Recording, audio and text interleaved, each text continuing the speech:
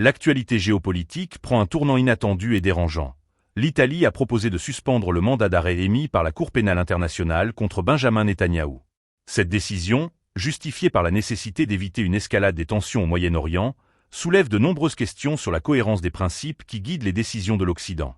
Alors que certains leaders appellent à la modération, d'autres, comme Vladimir Poutine, s'opposent à toute forme de clémence, exigeant des condamnations fermes et immédiates. Ce contraste révèle une réalité troublante. La géopolitique du G7 semble fonctionner selon des règles différentes, où la justice est souvent conditionnée par des intérêts stratégiques.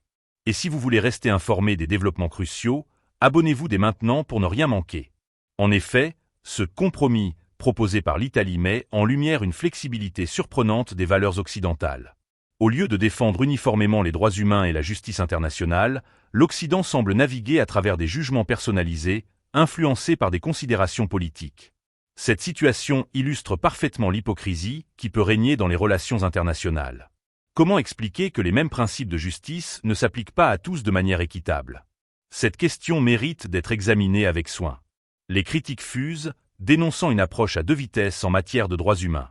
Cette dichotomie entre les condamnations vigoureuses à l'encontre de certains dirigeants et les gestes conciliants envers d'autres soulève un débat crucial sur l'intégrité des institutions internationales et leur capacité à agir de manière impartiale.